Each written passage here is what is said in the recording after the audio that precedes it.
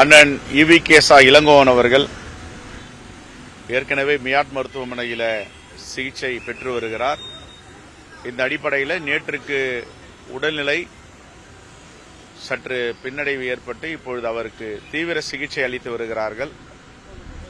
மாண்புமிகு முதலமைச்சர் அவர்கள் நானும் சென்று பார்த்தோம்.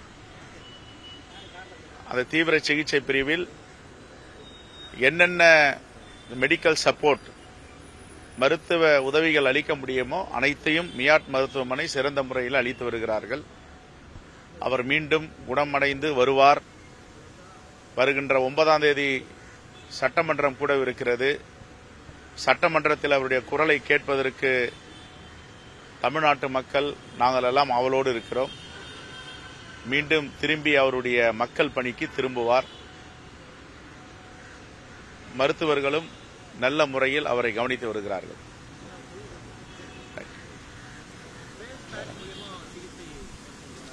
இல்ல, ஏற்கனவே அவருக்கு பேஸ் மேக்கர் வச்சிருக்காங்க.